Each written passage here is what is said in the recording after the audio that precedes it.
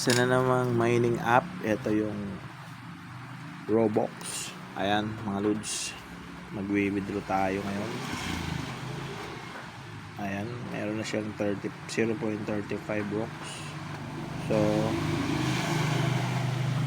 ililipat natin yan sa ating NC wallet na tinatawag. Ito, pag i-click nyo yan, send to NC wallet. Dahil naka-connect na yung NC wallet natin, i-click lang natin yan. Tapos ilalagay natin yung Gmail natin. Ayan, then send natin yan dun.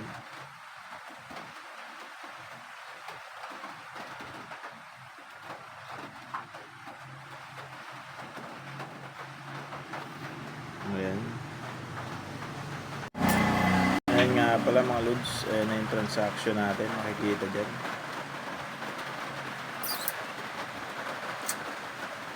Makikita natin dito kung magkano yung may send natin. Ayan, wait lang. Subscription. Ayan na mga lods, December 20, 11:04 AM. Ayan, success na yan, pumasok na 0.35 Robux natin. So check natin para maniwala kayo. Ayan,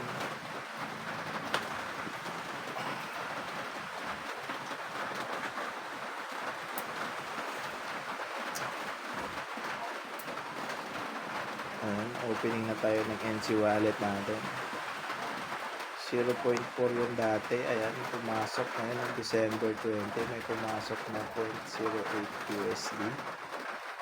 Okay,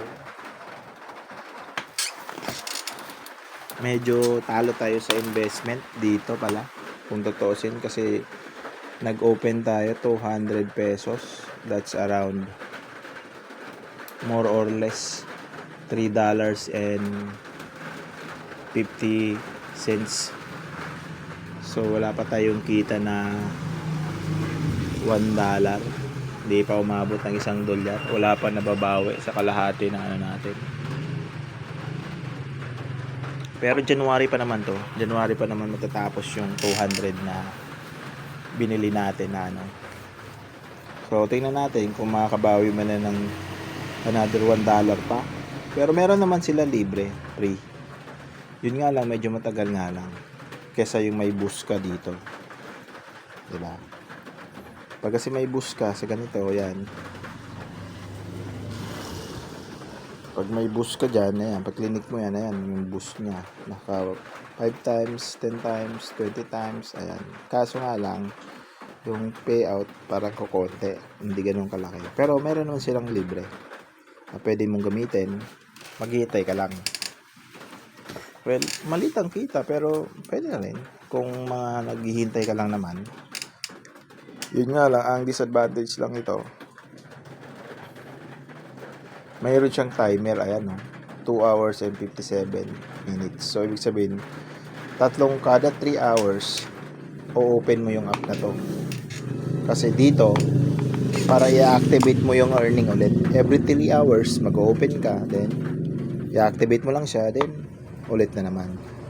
Ganun lang siya, kikita ka naman. Free naman yan eh. Ayan, may success naman na tayo mga nakuha. Yan lang mga lods, update natin.